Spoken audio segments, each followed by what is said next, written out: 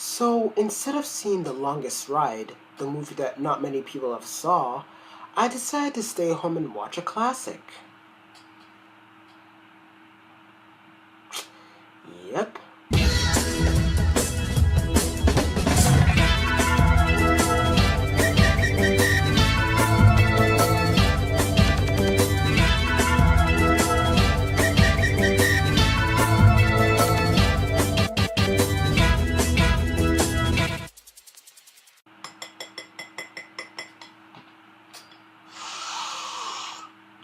Ah.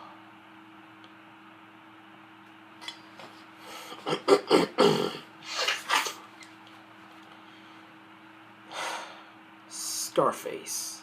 Every time you hear that title, you're like, oh yeah, now that's what I'm talking about. Now this movie was released in 1983 and is directed by a well-known person named Brian De Palma, and he have made such movies as Carrie, The Original, and The Untouchables. Really great movies. So in case you haven't seen this movie, the movie takes place at the time where Fidel Castro sent these people from Cuba to Miami because most of them are criminals, and they stay in this dump called Freedom Town, and that's where we meet the legendary Tony Montana, played by Al Pacino, and he has a friend named Manny, and these two have to kill this communist in Freedom Town to get some green card so that they could be released. Then after that, they are able to roam around Miami communist free. And the entire movie is about Tony being involved in crime and drugs, rising to the top, having all the power, then eventually losing all that power and things go down. Now, this movie, at the time of the release, didn't have a really good reputation. People actually didn't like this film because of the intense violence, the heavy use of drugs, the gruesome scenes, all these things which made people edgy. And to make matters worse, at the time of its release, this movie was at the #1 list of the most F words in a film. Wow.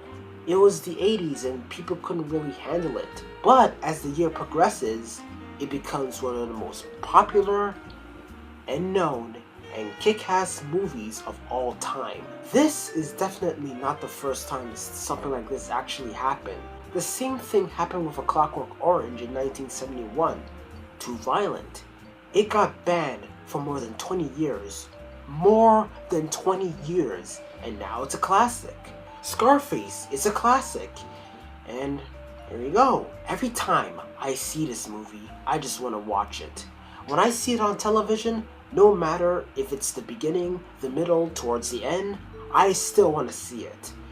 But it kind of sucks because all the swear words are censored. Who the f*** you think you talk about, you f***ing piece of shit, you f***ing ass, you f***ing motherfucking ass, you f***ing piece of shit, ass. Go f*** yourself. And that is why you need to get the DVD or the Blu-ray or pirate it. Or better yet, just get the DVD because this film deserves some props. This film really demonstrates the reality of drugs, crime, and power. We got Tony Montana, who is one of the legends of all the mob bosses in film, along with Vito Corleone, Michael Corleone, again played by Al Pacino, Al Capone from The Untouchables. This is a man who just wants all the power. He comes to America, he goes to these mob bosses, gains power, and now he's on top of the world. He's got a mansion, he's got a wife, a pet tiger, lots of money, lots of respect, support, and last but not least, cocaine, the symbol of the 80s. Cocainum. So he's running things, but remember, everything that has a beginning has an end. And you see how power corrupts him. And it's just realistic because once you're on top of the world, you go crazy. I mean, why do you think we have these world dictators getting bashed at for abusing their authority? So after that, he becomes really screwed up, mainly because of the cocaine. It affects his relationship with his wife, his friends, his family, which I'm not going to get to, but if you have saw the movie, you know what I'm talking about. He lashes out, cursing and swearing constantly. Now for sure, Al Pacino in this movie is pretty over the top, and it's pretty funny seeing him that way because it's real, because cocaine is a hell of a drug. There's one scene where Tony gets really angry, talking to a guy through a speakerphone. He grabs the phone and forcefully juggles it like it's hot potato, and then he's like, "You wanna go to war? You wanna go to war? I'll take you to war!" Then the film progresses and things get more dark, and you see Tony sitting on a chair, bummed out, with a mountain of cocaine, stoned as hell. And then there's a kick-ass scene at some point in the movie where Tony goes on a rampage and he says the line that everyone remembers: "Say hello to my little friend." I just love this film. I mean, it's really memorable. The characters are great, the plot is fun. Now, even though the running time is like 3 hours, it's still really entertaining. The script and the dialogue is really great, lots of memorable lines, and the score is wonderful, for the most part. There is one minor complaint. There were a few times when the score sounded a little ridiculous when something dramatic happens. For example, there is a death scene and it's supposed to be serious and sad, but for a couple of seconds I was smirking a bit because it sounds kind of off. But that doesn't get in my way. This movie is awesome. This is a movie that I will watch again because I am gonna give this movie 10 bags out of cocaine out of 10.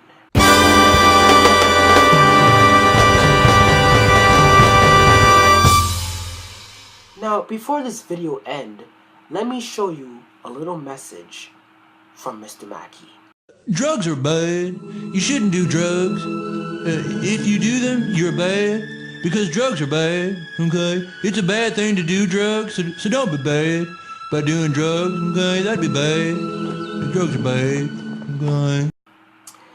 Words of wisdom. So, that is my review of Scarface. Thank you for watching.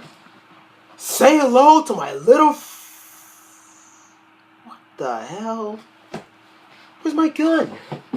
Damn it, I had it here a mile ago. Where is it?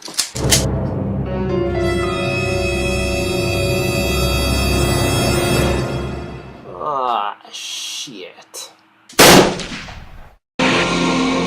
Al Pacino, Scarface.